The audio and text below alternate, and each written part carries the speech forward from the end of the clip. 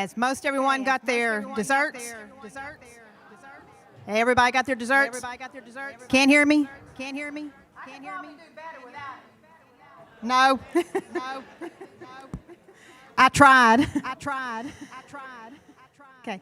Brother Eric asked that tonight that we talk a little bit about the founding of the United States. Last week he talked about Marxism and the Communist Manifesto and Karl Marx's idea of the way he'd like to see things go. It's not hard to see that based on what he showed you last week, it doesn't work. I was talking to someone earlier this evening, and it reminded me of a conversation that I had about a month ago with one of our translators that has worked with us in Ukraine for years, that is now living in the United States. Tanzala is here, and she called me and she said, "Debbie, what is going on?" Said, "What's happening in the United States right now is the very thing I left Ukraine for." Said, "This is socialism. It doesn't work. We need to buy tickets for all these people and send them to Ukraine." And as somebody else said, you can send them to most any other place where social, one way. But she fled that to come here. Said this country's put over 200 years into building a beautiful country, and it's been destroyed. And she's right. She's right. And it shouldn't take a rocket scientist to figure that out, but undoubtedly it's going to take some. So what I'm doing tonight is just starting from an early starting point of how we ended up here and were our founding fathers and those who, put everything on the line, thank you, everything on the line, did they have biblical beliefs behind that? Were they Judeo-Christians? Were they not? Some were not. Some were deists. So we'll talk about that just a little bit. Those first group of people that came here, the separatists, and we know them as the Pilgrims, they left England under King James. They were a thorn in his side. He wanted them gone. They wanted to go someplace where they could have religious freedom. And so they don't end up in the United States initially. They end up in Holland. And that was working pretty good for them. Holland was great. They were able to worship according to the way they wanted to worship, but they discovered after a while that their children were becoming Dutch. And they did not want to give up their English heritage. They wanted them to remain English, but they wanted to be able to worship freely. And so they're going to backtrack, come back to England, and they're going to end up in the United States, or what will become the United States. There's a couple of things, a couple of trains of thoughts concerning those first groups that came. The Pilgrims were supposed to end up in Virginia, and they did not. They end up in Plymouth Rock, or what we call Plymouth Rock. One train of thought is that the ship was blown off course a lot, is a reason they ended up where they did. And the other one was that King James told the ship captain, "We don't want them back.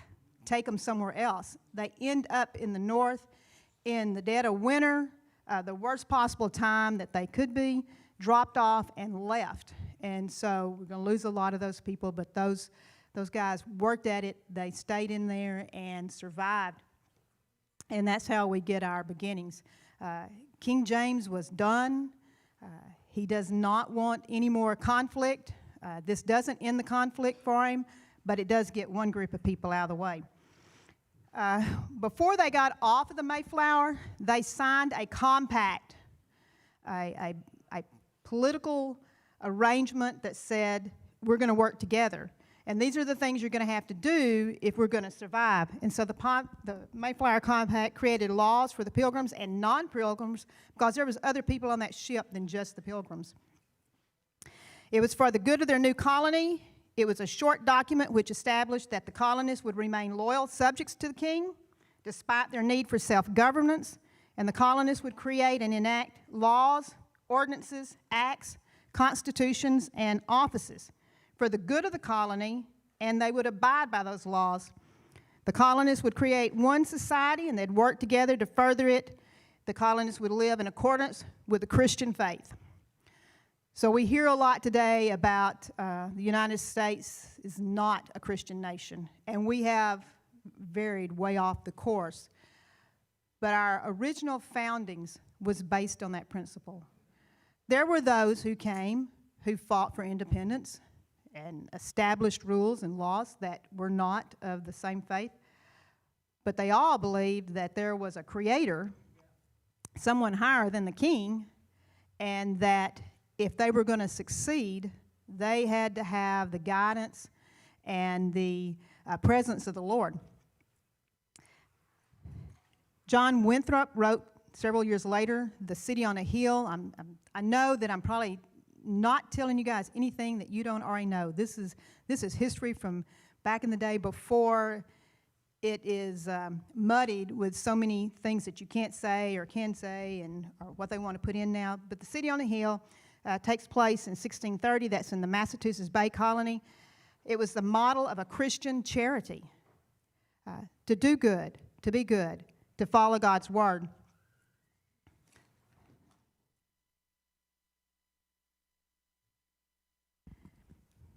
Let me make sure I got my right insert in the right place. It said, now the only way to avoid this shipwreck and to provide for our posterity is to follow the counsel of Micah, to do justly, to love mercy, to walk humbly with God. For this end we must be knit together in this work as one man. We must entertain each other in brotherly affection. We must uphold a familiar commerce together in all meekness, gentleness, patience, and liberality. We must delight in each other, make others' conditions our own, rejoice together, mourn together, labor and suffer together, always having before our eyes our commission and community in the work as members of the same body.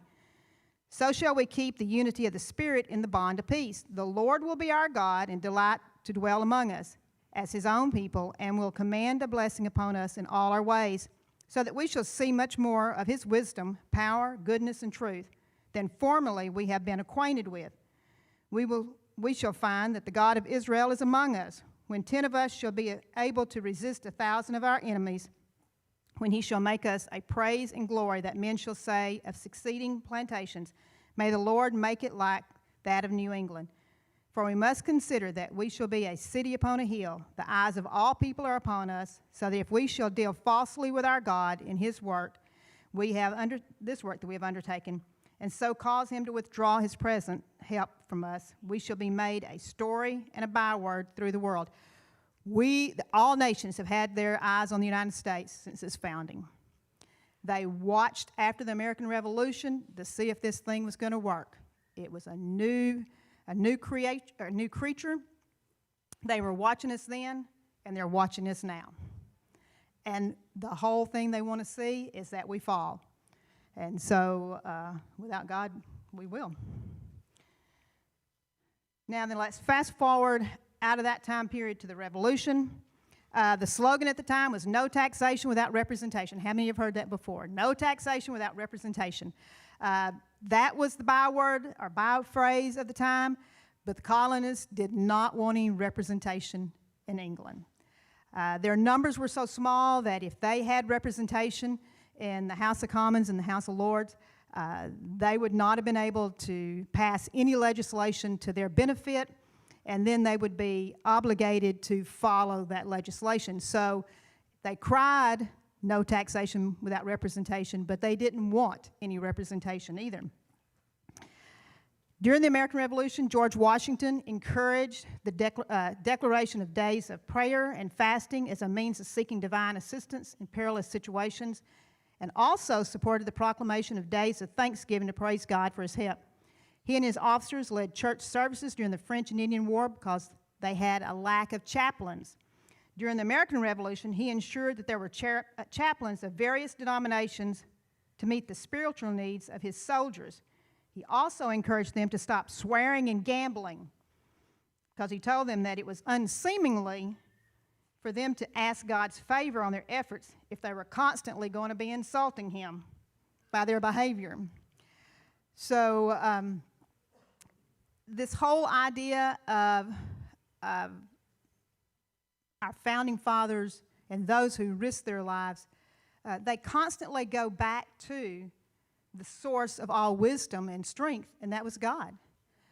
Every one of them, you'll see, even those who are not considered religious recognize the fact that God is their source, and if they want to make a go of this and they want this country to survive, then they must have His support and He must be honored. We might also keep in mind our 16th President, Abraham Lincoln, also called for national days of prayer and thanksgiving during the Civil War. He encouraged Americans to recognize the last Thursday in November as the day of Thanksgiving, and that eventually it will be passed and become law that the third Thursday of November is Thanksgiving. So it continues on.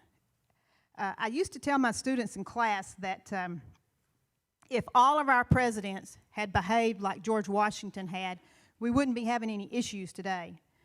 He was very concerned with public image. He wanted the office of president, when he becomes president, to be above board and beyond speculation. People couldn't come up with things that you shouldn't have done or that you wouldn't be a blemish on anything. But he also felt like his private life should be that way too. That what he was doing in public was reflected in his private life and vice versa. We don't seem to have a problem these days with doing one thing in public and something else in private. If they had followed his pattern, I would like to think that we wouldn't have the issues that we have now. The Constitutional Convention comes along after the Revolutionary War, when the delegates to Philadelphia went to create a new constitution for us. They had the old Articles of Confederation, which is the first Constitution of the United States, but it was very weak. The founders intentionally made the executive branch weak because they'd lived under a king that had absolute power. And they wanted to make sure that they didn't fall into that again, and so they intentionally made the articles weak. It looked like Swiss cheese. You remember that, Cassie? It was full of holes. They couldn't do anything. It didn't take them very long to figure out we have a problem, so they had permission from their states to go back and rework the Articles of Confederation. When they got there, they discovered that they couldn't patch all the holes, so they scrap it and they start over. They were so concerned with making sure that everything, that people could speak freely, that they went to some extreme measures. Benjamin Franklin, who is considered a deist, is the first one who believed that they should open everything in prayer. His resolution does not pass, but they do open with prayer. Deists believe in a supreme being who created the universe to operate solely by natural laws, and after creation, they're absent from the world. Thomas Jefferson is also considered to be a deist. Washington sometimes is considered to be a deist. But even Benjamin Franklin recognized that we needed God's guidance.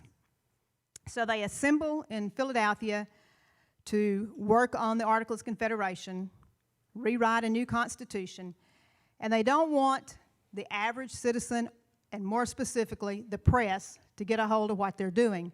So their first agenda item is that they vote to meet in secrecy. It is late May, it's Philadelphia, it's hot, it's humid. They're wearing heavy wool suits and powdered wigs, and they close every door and every window. They post guards outside, and they go to work for like 100 days working on that Constitution. They want the delegates to be able to bring their ideas forth, talk about them, discuss them, work out any issues that they have, and then be able to change their mind. You know, maybe one is stuck on a particular topic and don't think they're going to budge, but after listening to 55 other delegates, they change their mind. And they don't want that information outside the doors until they're finished, because they know what will happen if the press gets a hold of it. The very same thing that happens today. Not a bit different. It's just slower mail getting around then than it is today. They would do the very same thing then as they do now. And so they were very careful about that. In fact, the story goes that Benjamin Franklin loved the ladies. And the ladies love Benjamin Franklin, where they were here in the United States or if they're in Europe. He's a hit wherever he goes. And so the story goes that when he would leave and go out to eat, they would send somebody with him, just in case he had a few glasses too many of sherry, that he didn't spill the beans. And so keep him under wraps. One of the attendees at the delegation lost his paperwork, and it was picked up. Didn't make it into the hands of anybody outside of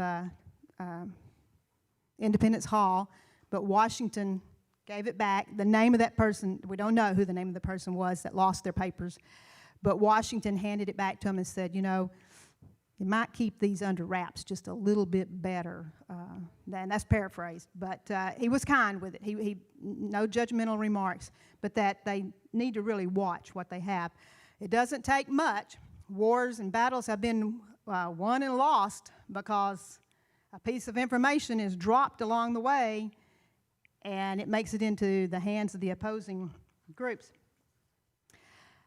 The ladies were not intent on being left out of this deal. Abigail Adams and John Adams were prolific letter writers. Sometimes they wrote several letters a day to each other. Their intent was that those letters never survived, and many of them did not, but some did. But Abigail sent her husband a letter about the ladies of the country. So she said, the future First Lady wrote in part, I long to hear that you have declared an independency. And by the way, in the new code of laws, which I suppose it will be necessary for you to make, I desire you remember the ladies and be more generous and favorable to them than your ancestors. Do not put such unlimited power into the hands of the husbands. Remember, all men would be tyrants if they could. If particular care and attention is not paid to the ladies, we are determined to foment a rebellion and will not hold ourselves bound by any laws in which we have no voice or representation. So she's ahead of her time in that representation. John Adams reads the letter and is like, yes, dear, and is like, yeah, that wasn't going to happen with John Adams. The common thought at the time was that politics was too messy for women. And if you look at the politics today, some of our women are more messy than the men. So it was too messy for women. Women were supposed to stay home, rear the children, and make sure that she is rearing young men to be morally sound and good representatives that can work in politics. That was her job, is to get those boys up and teach them how to be good moral men and then become a part of politics. But the women were off limits.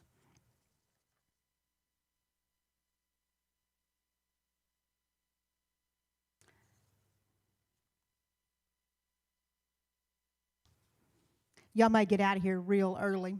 My notes looked a lot longer when I left school today. All right. I have to give you a worksheet then. Okay, let's talk about the separation of church and state. Thomas Jefferson, James Madison are responsible for the documents dealing with separation of church and state, and we hear that a lot today.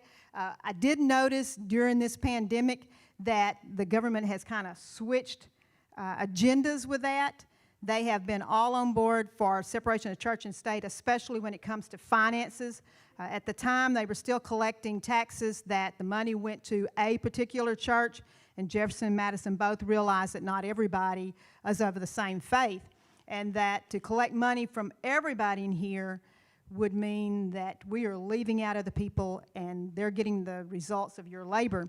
So that was one of the reasons for that, that money would not go to a particular denomination when there's multiple denominations.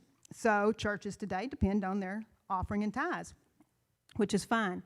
I noticed during this pandemic, though, the rest of that story has reversed itself in the fact that the government has been pretty harsh on the church, telling them when they can and cannot meet and how they can meet. The First Amendment to the Constitution of the United States is the religious and political freedom, and it says that the United States government cannot create a religion, and they cannot prohibit the free exercise thereof. That's supposed to be across the board. Now, it's interesting that Jefferson and them put that in when he himself, he didn't mean for a religion not to be a part of government, but he did not want the government dictating what you could or could not do, or what the churches could or could not do.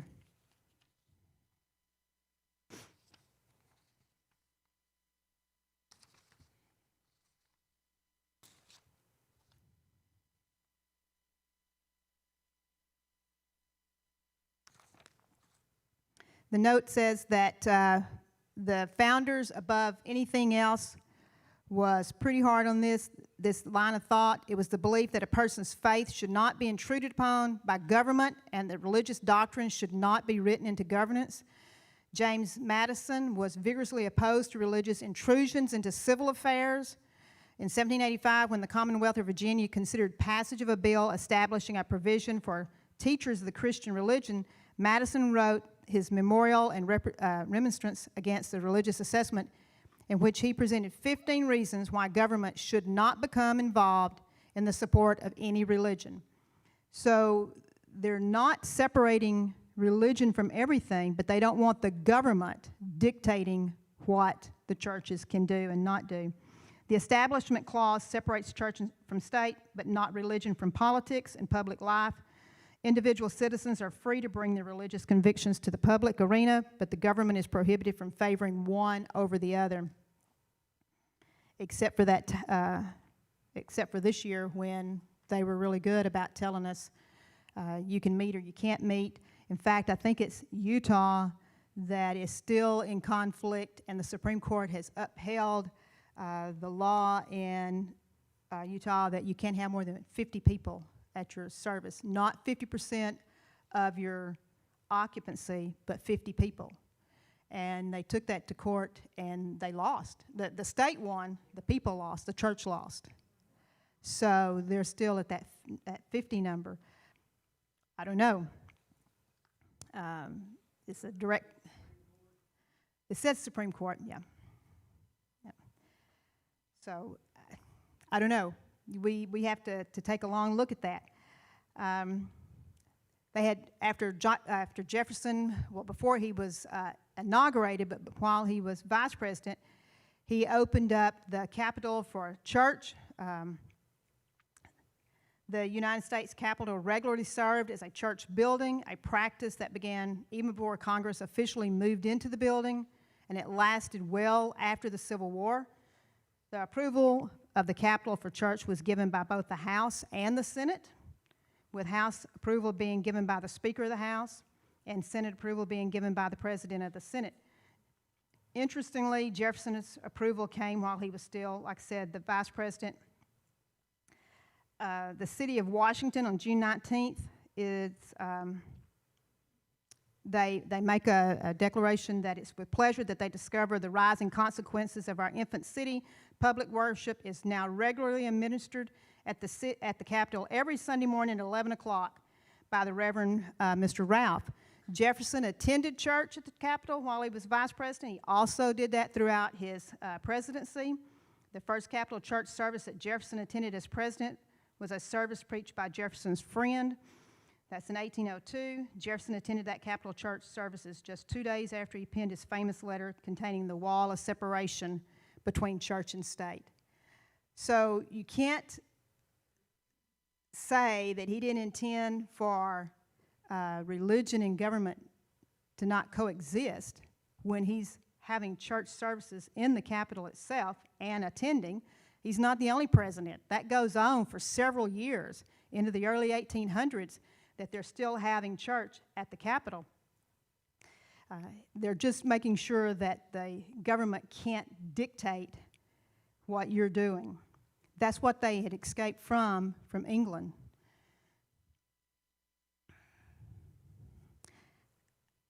I don't know, some of you may have seen this before, and there is some suspect information. I'm not going to say it's suspect. Let me back up and change that.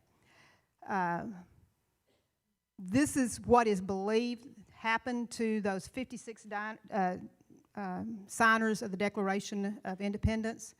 Has anybody heard that before? Because I'm sure y'all heard all the rest of this in 8th grade history, if you just think back. Were y'all asleep in 8th grade history or gone to a ball game? I hope it wasn't a ball game. Okay, 5 signers were captured by the British as traitors. You know, Benjamin Franklin said, you know, we'll either all hang together or surely we'll be hanged one by one. 5 signers were captured by the British as traitors and tortured before they died. 12 had their homes ransacked and burned. 2 lost their sons in the Revolutionary Army. Another had 2 sons captured. 9 of the 56 fought and died from wounds or hardships of the war. They signed and they pledged their lives, their fortunes, and their sacred honor. What kind of men were they? 24 were lawyers and jurists. 11 were merchants. 9 were farmers and large plantation owners. Men of means, well educated, but they signed the Declaration of Independence knowing full well the penalty would be death if they're captured and if they lose this war. How many people do we have today that's willing to do that? Carter Braxton of Virginia, a wealthy planter and trader, saw his ship swept away from the sea by the British Navy. He sold his home and properties to pay his debts and died in rags. Thomas McKean was so hounded by the British that he was forced to move his family almost constantly. He served in the Congress without pay. That might help our national debt. And his family was kept in hiding. His possessions were taken from him, and poverty was his reward. Vandals or soldiers or both looted the properties of Ellery, Clymer, Hall, Walton, Gwinnett, Hayward, Rutledge, and Middleton. At the Battle of Yorktown, Thomas Nelson Jr. noted that the British General Cornwallis had taken over the Nelson home for his headquarters. The owner quietly urged General George Washington to open fire. The home was destroyed, and Nelson died bankrupt. Francis Lewis had his home and properties destroyed. The enemy jailed his wife, and she died within a few months. John Hart was driven from his wife's bedside as she was dying. Their 13 children fled for their lives. His fields and his grist mill were laid to waste. For more than a year, he lived in forest and caves, returning home to find his wife dead and his children vanished. A few weeks later, he died from exhaustion and a broken heart. Norris and Livingston suffered similar fates. These are just some of the stories of the people who were willing to risk it all for the country that we live in today.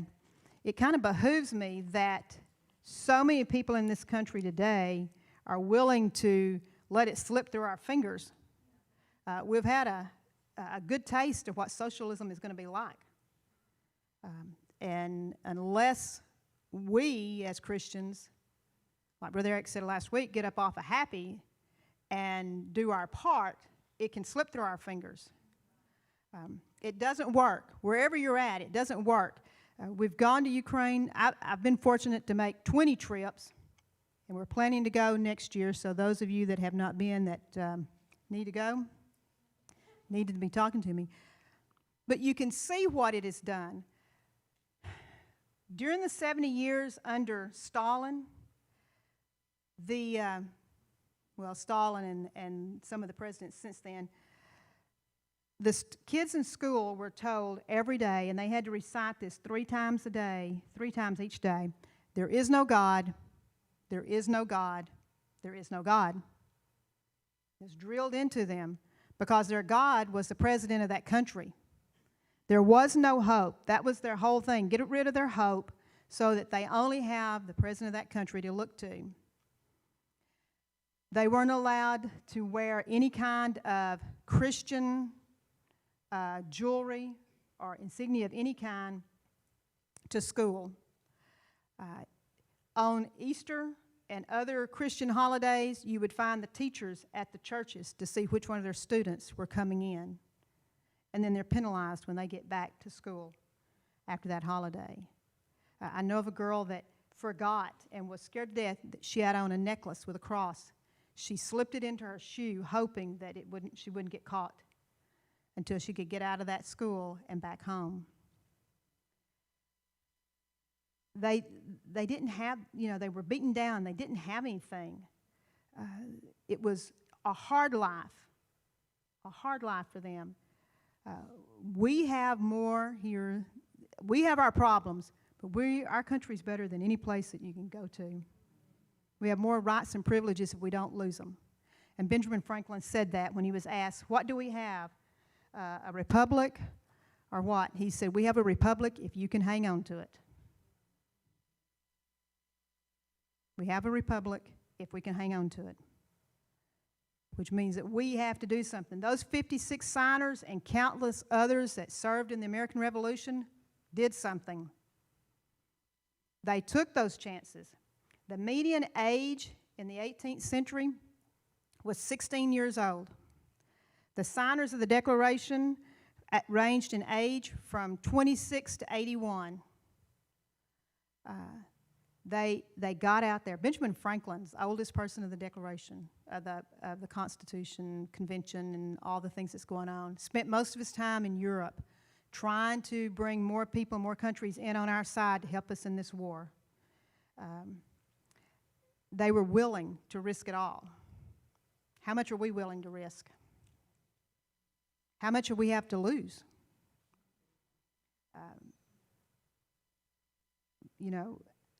We were talking earlier about the public schools. I was fortunate at the school that I was at that I was able to talk about things that about God and the Bible that I wouldn't have gotten away with in other schools. Probably wouldn't have gotten away with here in Athens, and I certainly wouldn't have gotten away with it in the Metroplex and some of your larger cities. We could openly discuss, and the kids could ask questions, and I could do my best to answer their questions. And they have lots of questions because they don't know. But what if we'd have been in any part of the Soviet Union or Venezuela or wherever else we have, Cuba, North Korea? Yeah. So what happens there when you lose it all and what it's going to cost to try to get it back? We've gone too far for us to lose it at this point. We just can't do it. And it has to start somewhere. The old adage is that my vote doesn't count. One vote doesn't make a difference. Well, it does. It does make a difference. Another recent Supreme Court issue that's been handed down is that on our electoral college, the electors should vote the direction that their state votes in, but they have not been tied to that. Some states have a winner-take-all. Some states, they divide and partition out the votes. This percentage goes to this person and this percentage goes to that person. But they just handed down a ruling that said if your electoral vote has to go the direction of your state, the vote of your state. So that can be a good thing or it can be a bad thing, but it's the people. We don't want a few cities, highly populated cities in a couple of states determining what the direction of the country is going to be over the will of everyone. Another thing that we talked about, and I'm kind of out of order on my list. The other thing that we talked about in my class was that one of the things people have failed to see, and Brother Eric touched on this last week, was being tied to your party, that a lot of people have not figured out that our parties have switched positions.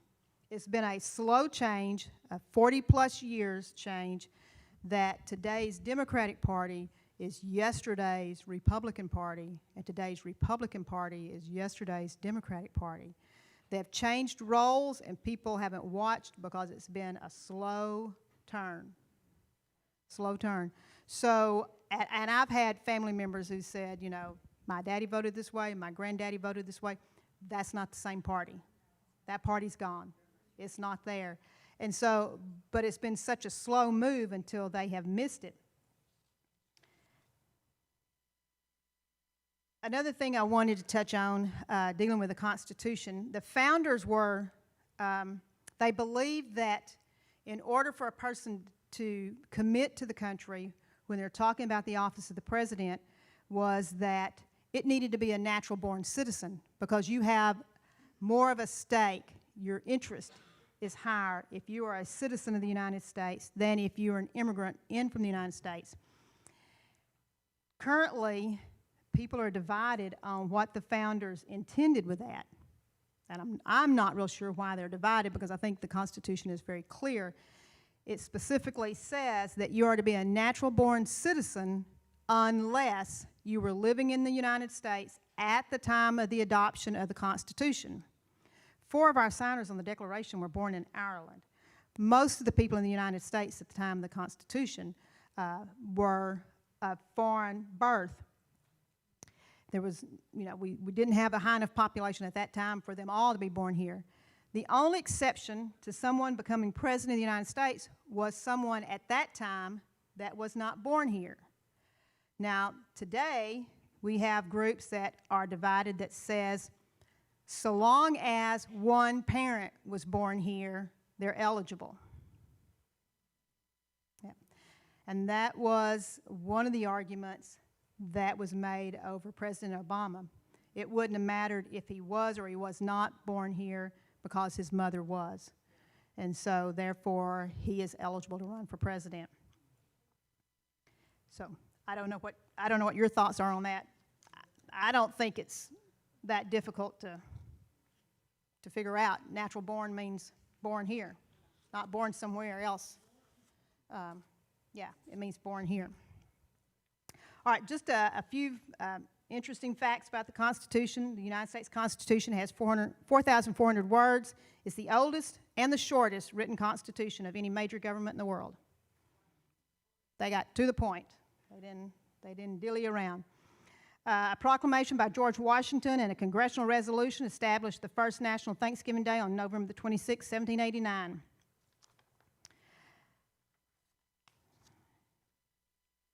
We've already said that the oldest person signed the Constitution was Benjamin Franklin at 81. The youngest was 26 years old from New Jersey.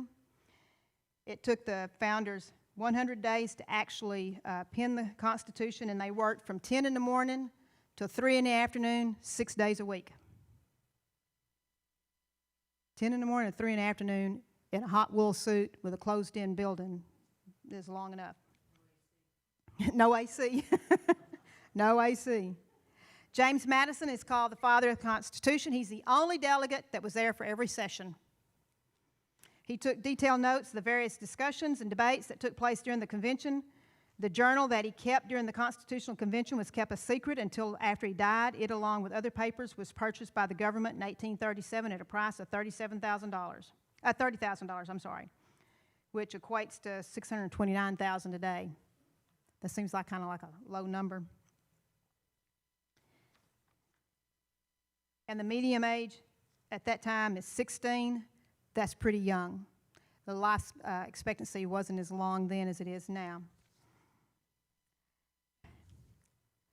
Mount Vernon has adopted a prayer that Washington gave that they now do each year. I wanted to, when they're doing their wreath-laying ceremony, this is what he had to say. This was his prayer. I now make it my earnest prayer that God would have the United States in his holy protection, that he would incline the hearts of the citizens to cultivate a spirit of subordination and obedience to government, to entertain a brotherly affection and love for one another, for their fellow citizens of the United States at large, and particularly for their brethren who have served in the field, and finally that he would most graciously be pleased to dispose us all to do justice, to love mercy, and to demean ourselves with that charity, humility, and pacific temper of mind which were the characteristics of the divine authority of our blessed religion, and without an humble imitation of whose example in these things we can never hope to be a happy nation. I think his prayer is right on, and I think that we may need to look at that and reconsider that, currently in the way we are heading our nation now. To leave God completely out is to invite destruction. It'll be absolute chaos and destruction. I don't see how those who are in power and those who are screaming and hollering so much want to say that they can deny the fact that we had a Christian background. Did they all have the same religion? No. Were they tolerant of each other? Yes. Did they work for the common good? Yes. Did they sacrifice everything they had to sacrifice to build a nation like what we have? Yes. We can do that again. All right. I know this is early and nobody wanted to leave early, but I do want Shelley to show one video. Last week when Brother Eric was talking about Marxism and he used the example of the grades. I did that with my classes, that I had students with high grades, some with low grades, some with the middle grades. I said, this is how this works. So what we're going to do is we're going to take all the grades and we're going to average them together. And then everybody will be happy. By the way, in Ukraine, talking about everybody being happy under socialism, they all have a fence around their yard. You may go up and down a street and all the fences are blue, or they might be orange, or they may be white. I asked why the colors. Was there a significance to the color? No, that's what the government had left over. Whatever they'd been painting, that's the paint that they have left over. They have a fence around their yard. They have a dog just inside the yard. And they do that because of theft. People want what you have. Whatever it is, they want it. And that's how they protect it. So this idea that if everybody is equal, you won't want what the other person's got because you all have that. Yeah, that's not true. It doesn't work that way. Yeah, it doesn't work that way. So anyway, on a lighter side, hopefully you will enjoy this little video. It explains it to my kids in class. You will know who the people are in the video. I had to tell them who they were.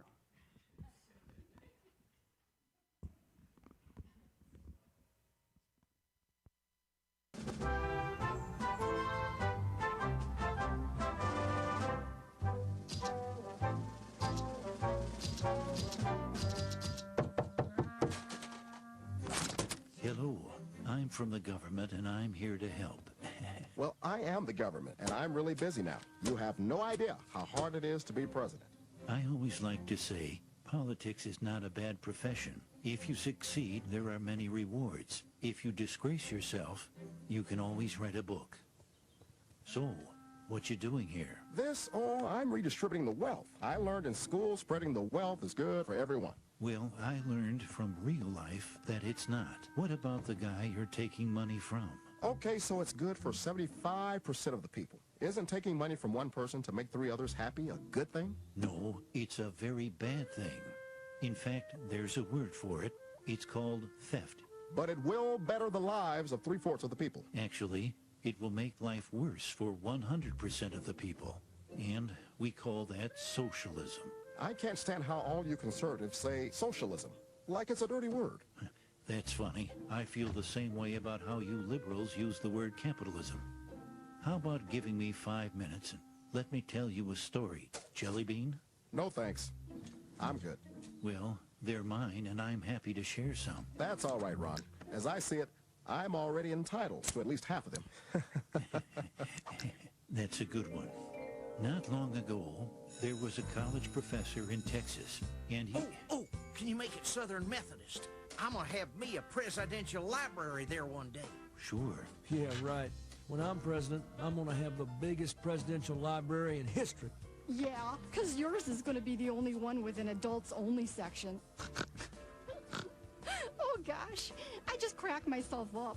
So, the professor was teaching one day when one of his students came up with what he thought was a brilliant idea. Professor, on behalf of the entire class, I would like to go on record and say that socialism works.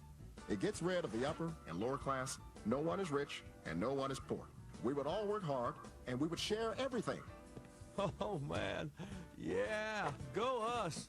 Sounds wonderful. We'll be able to have private jets, right? I don't think it'll work very well. I feel what you're both saying, and I love you for it. You are both very intelligent women. You pig! Ow! It wasn't me. Socialism, huh? All right, let's do a little experiment. All grades will be averaged for the next test, and everyone will receive the same grade. Oh, that sounds good. I mean, the best students will still have pretty good grades, and now nobody will feel like a failure. Read my lips. No one will be a failure. Right, son? You got it, Pop. This is great news. I better text my buddy Carl. Red Rover, Red Rover. No need to send those answers over. Yeah, you probably would have got caught anyway. I wish I had that on tape. So the time came to put the experiment to the test. It didn't seem like much changed. Maybe one or two had doubts. A very good question. Very direct, and I'm not gonna answer it. Here, I smoked it, but I never inhaled. I know, you're not a criminal, right? I have inhaled and exhaled everything. Well, class, the results are in. Everyone got a B. What? All right, go us! Bill, this is all your fault. I demand a recount. Hey, this is perfect. My average just went up.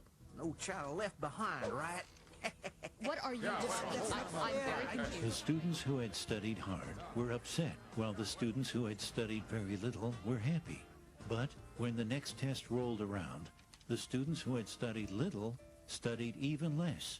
And the ones who had studied hard decided, since they couldn't make an A, they wanted a free ride. So they also studied less. The second test average was a D. No one was happy. When the third test rolled around, the average grade was an F. I like the color red because it's a fire, and I always see myself as being on fire. The scores never increased as bickering, blame, name-calling all resulted in hard feelings. And no one would study for anyone else. To their great surprise, all students failed. If you think I have worked all these years to let Herb ride on my I coattails, did and not you, cause you, this. are This you is kidding not me? my I fault. can't make a B on my own. You see, class, socialism doesn't lift the bottom up. It tears everyone else down. That was a stupid idea. I could have told you that on tape. Wait, I think I did. Who came up with this idea anyway? I'll tell you who came up with it. The new kid. Ooh, let's get him. Let me be clear. Get him! Never mind. So, what did you think, Chief? Interesting story, but I don't see it the same way. Well, just remember, government's first duty is to protect the people, not run their lives or steal their ambition and dreams. A government big enough to give you everything you want is a government big enough to take away everything you have. Call it big. That last part is, I think people fail to think about that. If a government is big enough to give you everything you want, they're big enough to take everything you have away. And all we need to do is just look back through history and look at the countries where the government has taken away everything you had. So, all right, that's all I have. I hope you enjoyed that little, at least that little video. The kids enjoy it once you figure out and tell them who's who in there, but I don't think y'all had any trouble with that. So thank you for your attention. I hope it wasn't too terribly dry and boring, but maybe you found something in there that you didn't know before. So thank y'all.